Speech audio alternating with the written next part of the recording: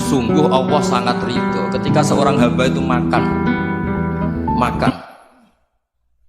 ketika sesuap nasi dia muji Allah, ketika minum seteguk nasi dia muji Allah. Itu kalau orang diridhoni Allah itu wali betul. Itu untuk jadi wali itu gampang. Kamu makan ridho, kamu nginjak buminya Allah ridho seneng, kamu hidup keseharian aman seneng. Nah ini supaya sampean kita semua ngaji betapa panduan Rasulullah untuk menggapai ridho Allah itu banyak yang keseharian sekali. Saking kesehariannya banyak dalam hadis dan itu sahih. Nabi menyebut hal-hal yang keseharian. Hatta ma tas'alu fi imra'atika, kamu punya uang kemudian istri kamu bisa makan itu ibadah. Bahkan sebagian ibadah itu dicontohkan Nabi yang akhirnya diprotes sahabat. Yaitu wa fi buti ahadikum sedekah, kamu menggauli istri kamu itu ya sedekah. Sampai sahabat bilang yang benar ya Rasulullah. Ayati ahaduna syahwatahu wa huwa lahu ajrun. Masa urusan biologis, urusan syahwat kemudian dia dapat pahala. Nabi menjawab, alaysa lawadhu'aha fi haramin akana alaihi wisrun. Bagaimana kalau dia meletakkan ke yang tidak benar itu kan dosa. Nah, hal-hal seperti ini yang saya ingin teman-teman semua. Saya juga agak ingin ngaji demi Anda juga agak ingin. Itu dosa sekali ngaji kok pesanan kelompok tertentu itu enggak boleh.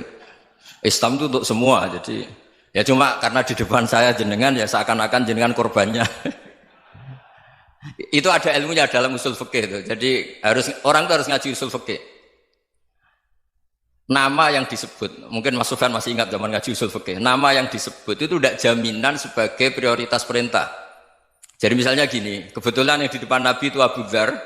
Nabi ya bilang, ya Abu Dzarin ini uhibbuka misalnya, atau ya Mu'ad ini muhibbuka, atau ya Abu Hurairah ini uhibbuka misalnya. Banyaklah riwayat yang Nabi nyebut ya Abu Dzarin, ya Mu'ad, ya Abu Hurairah.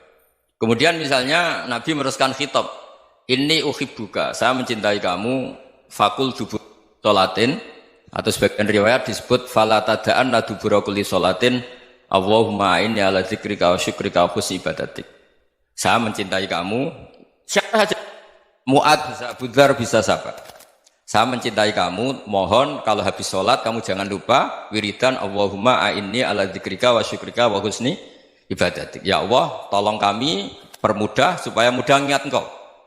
Anda tidak bisa mentang-mentang, wong nama saya Parmin, nama saya Purnomo, itu yang diperintahkan Mu'ad misalnya. Jadi yang disebut satu, tapi khitab itu untuk siapa saja. Saya teruskan. Jadi saya mohon semua kita melakukan kebaikan itu, kalau dalam kaidah fikih disebut al-yakin la yuzalu bisyak. Banyak kebaikan yang kebenarannya itu 100%. Tidak punya efek samping ke pihak lain, ke kelompok lain, ke komunitas lain. Itu tadi misalnya Anda makan, dan itu murah sekali, hanya butuh satu piring. Setiap punyaan kamu muji Allah, setiap minum kamu muji Allah. Itu redaksinya Rasulullah SAW disebut, Allah sangat ridho ketika seorang hamba makan, kemudian dia memuji Allah. Atau minum, kemudian dia muji Allah. Logikanya gampang, negara seperti ini yang kamu harapkan bentuknya kayak apa, mertua, ipar, komunitas, tetangga, itu nyata terjadi itu kan belum pasti. Sementara yang mesti terjadi adalah kamu butuh makan, kalau tidak mati. Butuh minum, kalau tidak mati. Butuh bumi yang nyaman ditempati, kalau tidak kita juga mati. Sebab itu Allah kalau menyebut nikmatnya itu hal-hal yang keseharian. Alladzi at'amahum min ju'. Allah itu siapa? Allah itu yang menciptakan kamu bisa makan. Tidak berlebihan, Allah itu yang menciptakan kondisi sosial itu ideal. Zaman Nabi itu ya ada orang munafik. Orang-orang pilihan Allah itu juga diuji orang sekelilingnya yang macam-macam. Semua diuji sesuai konteks zaman dan waktu. Nah, tapi ada ibadah-ibadah yang selalu disarankan Nabi. Sampai Nabi itu pernah ditanya, ayul islami khairun ya Rasulullah, Islam terbaik itu gimana? Jawaban Nabi itu unik. It'amut to'am. Islam terbaik itu ya makan-makan, jangan santai-santai. Ketika Allah menyebut beberapa kebaikan, falak tahamal aqobah, wa ma adrokan apa? Mal aqobah. Terusannya apa? Fakku raqobah. Terusannya apa? Au it'amun fi yaumin di masubah. Ya, atau acara makan-makan itu juga Islam. Kenapa? Ya bayangkan kalau tidak ada makanan, kita mati kan? Kondisi sosial tidak ideal itu Anda masih gak apa-apa. Tapi kalau Anda tidak makan, Anda tidak minum, Kamu punya istri cerewet masih bisa hidup, punya mertua cerewet masih bisa hidup. Tapi kalau tidak makan bisa mati. Berarti penting mana istri sama makan? Penting mana? Makan. Semoga istri Anda dengar. Nanti kamu disuruh makan tapi pulang deh. Itu kalau dibahasakan makan masih memahami. Penting mana nasi satu piring dengan istri. Nggak ada nasi mati, nggak ada istri belum mati. Penting mana? Gak berani jawab kan? Nah, ternyata Anda ada garang kan di depan istri. Jadi saya mohonlah, mungkin Mas Sufyan Sauri tadi yang bisa bantulah. Teman-teman tuh ngaji yang keseharian saja. Karena kita nyari ridha Allah itu berdasar firman Allah. Dan firman Allah itu menyebut keseharian tuh riang, gampang. Yaitu tadi misalnya wa min ayatihi manamukum bil laili wan nahar. Termasuk ayat-ayat Allah itu kamu tidur. Maka dulu itu ada guyonan, ada tokoh Mu'tazilah, kelompok dalam Islam yang berpikir manusia itu bisa menentukan ikhtiarnya sendiri. Karena saya bisa duduk, ingin duduk, ingin berdiri, berdiri. Karena kelompok ini nggak terima kalau semua kehendak Allah, nanti bagaimana kalau semua kehendak Allah kok ada hisab ya, ada sanksi. Lucunya itu dia akhirnya, ini cerita ya, mencintai seorang perempuan, cantik sekali. Dan itu dia menjadi ahli sunnah itu oleh hal-hal yang sepele. Karena istrinya cantik, ya namanya suami istri itu hubungan intim. Terus ditanya, Mas, masih ingin lagi? Masih. Silahkan diulang lagi. Wah ya tidak bisa. Katanya manusia bisa menentukan yang diinginkan. Itu tobat itu. Itu nggak bisa ditobatkan Mas Sufyan Ats-Tsauri. Orang cantik yang mudah nobatkan orang itu orang cantik. Segampang itu. Akhirnya kita tahu, makanya kalau dalam kitab Hikam itu disebut al-akil mayyakul madza yaf'alu wa hubi wal ghafil mayyakul madza af'al. Orang yang punya akal karena sadar ini wilayah Allah, semua milik Tuhan. Itu dia tiap hari berpikir, besok Allah akan melakukan apa terhadap dunia ini. Kamu merencanakan sesuatu mau plesir, ternyata gempa. Mau wisata ke Rusia, ternyata perang. Kamu tidak pernah tahu apa yang akan terjadi besok. Wa ma tadri nafsum madza taksibu ghadan. Tapi anda semua kita ini sering punya jadwal permanen. Makanya saya kalau diundang siapa saja, sanad takdir. Yang jelas Gus ini acara penting. Ya masih acara penting nak pangeran ngersakno piye? Kowe ape dadi pangeran? Kamu kok mau jadi Tuhan? Itu kadang ya kiai. Penting Gus acara ini jenengan harus memastikan bisa. Loh kamu itu yang ngajarin tauhid, sesuatu itu biadillah kok bilang-bilang apa pasti. Kalau maksa terus tak tobatkan loh kamu kata saya. Ya kalau gitu Gus bilang insya Allah. Wah itu hati saya, fisik saya, roh saya sudah bilang insya Allah. Tidak usah kamu latih kata saya. Nah hal-hal tauhid keseharian itu gampang sebetulnya. Wal ghafil yaqulu madza af'al. Tapi orang yang lupa Allah dia setiap hari bilang besok apa? Kita bisa melakukan apa? Seakan-akan dia itu aktor, dia penting, dia subjek permanen, dia. Padahal kita ini hanya objek kehendak Allah Subhanahu wa taala. Karena kita yakin sesuatu yang terjadi di alam raya ini kita tidak bisa apa-apa. Makanya saya sering ngaji, sering bilang saya, ketika Anda mensifati Allah, dia yang menghidupkan. Sudah itu tanamkan, sehingga ketika kita mati, santai saja. Kenapa santai? Allah punya cara menghidupkan kita. Zaman kita hidup juga gak tahu caranya ngelola jantung, ngelola paru-paru. Kamu juga gak tahu ngelola oksigen yang tidak beracun, tidak mengandung polusi. Tahu-tahu hidup. Gak ingin tua ya tahu-tahu tua, gak ingin mati tahu-tahu mati. Selama ini kita hidup juga agak tahu apa sebetulnya. Hanya gaya tok, punya jadwal, punya planning. Kalau kamu bisa menentukan pilihan Anda, pasti Anda istrinya cantik, 4 neriman semua, qanaah semua. Nyatanya enggak kan? Sudah 1 jelek, cerewet. Oh itu kan, nyatanya enggak bisa apa-apa Anda kan? Dan kamu bawa mati lagi. Itu kan. Istri Anda juga gitu, punya keinginan, punya suami yang ganteng, yang jabat, yang riman, yang enggak poligami. Ya tidak kesampaian juga. Kalau kita ngitung tingkat kegagalan kita itu gagal terus. Ya kan?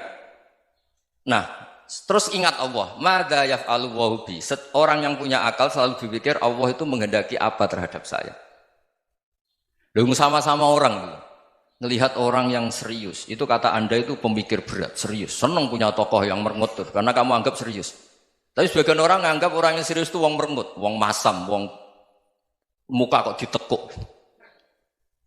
Jadi sama Itu hati, ya muqallibal qulub tsabbit qalbi ala dinik. Karena kita nggak tahu cara berpikir kita tentang orang lain, tentang sekeliling kita. Misalnya kita orang baik yang jenis ngrumat fakir miskin. Ada orang bangun masjid mewah itu janggal. Apa artinya masjid mewah kalau banyak orang kelaparan? Tapi kalau yang jenis pendidikan, apa artinya masjid mewah kalau tidak bisa ngaji? Nanti yang jenis infrastruktur, apa artinya ini kalau semuanya punya sudut pandang yang berbeda-beda. Dan Islam mengapresiasi semua kebaikan. Tapi katakan semua kebaikan itu adalah kehendak Allah Subhanahu wa taala. Karena apapun baik Anda itu pakai fasilitas yang diberikan oleh Allah Subhanahu wa taala. Sehingga ini yang disebut qulillah tsumadarhum fi khawdihim yal'abun. Ya kembali tadi ke tema-tema bahwa keseharian Anda ini sudah Islami. Saat Anda tidak bisa melakukan apa saja. Saya sering ada jenazah, biasanya kalau tetangga meninggal saya sering disuruh ngelepas. Saya bilang orang ini baik karena sering ngelamun di rumah, sering nganggur di rumah. Ditanya sama anaknya, kenapa Gus nganggur baik? Ya kalau dia nganggur artinya juga agak berbuat sesuatu yang maksiat kan?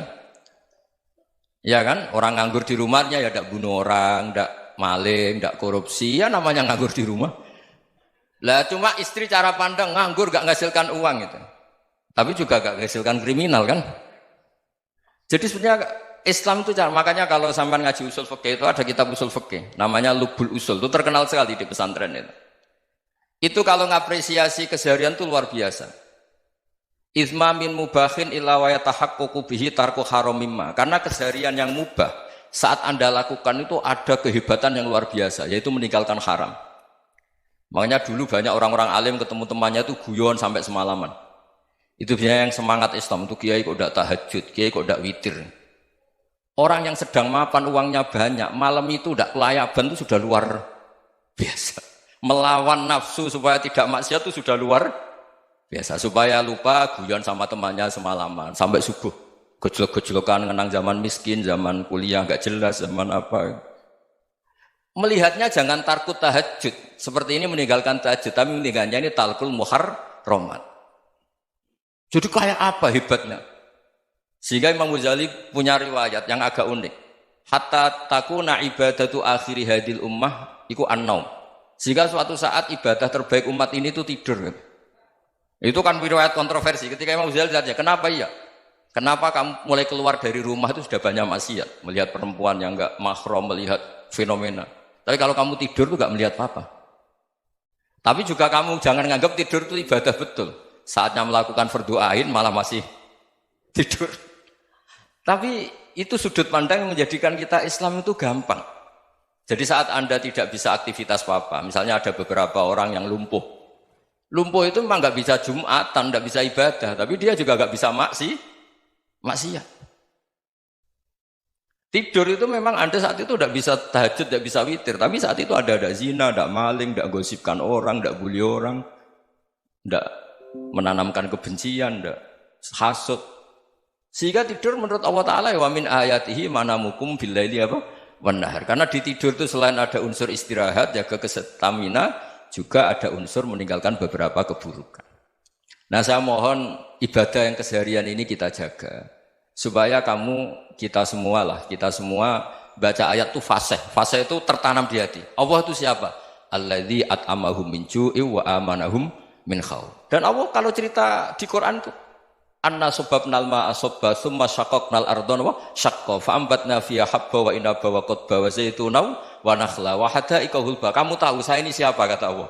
Saya ini adalah Tuhan yang menurunkan air. Kemudian ada tanaman banyak.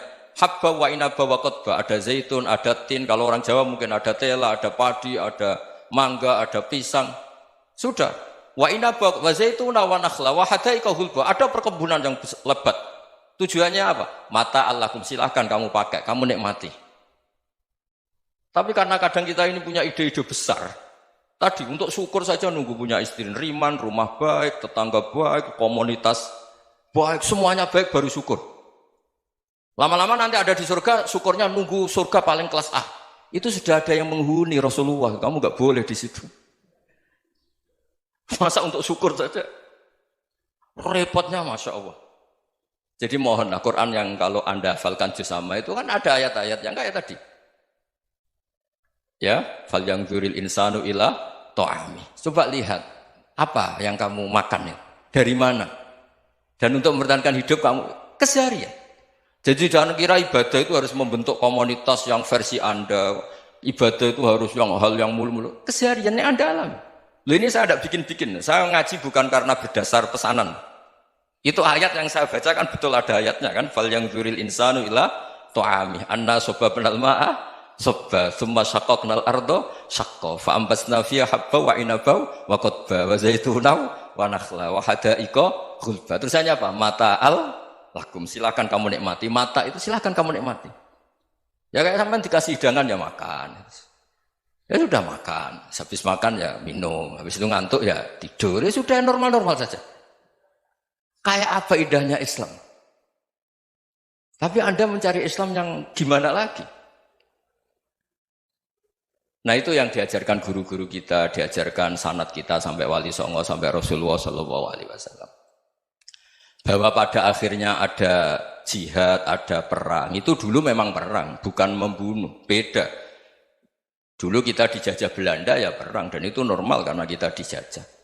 Jadi ketika orang lain ingin baik sama kita, wa in ahadum minal musyrikin astajaroka ya fajirhu hatta yasma'a kalam Allah. Kalau mereka ingin baik ya kita baik. Makanya ada istilah musta'man, mu'ahad. Kalau mereka ingin damai, berdampingan dengan kemajmukan ya itu yang lebih baik. Karena memang Islam menghormati proses perdamaian. Wa in janahu lis-salmi ya fajnah lah. Kalau ingin damai ya kita harus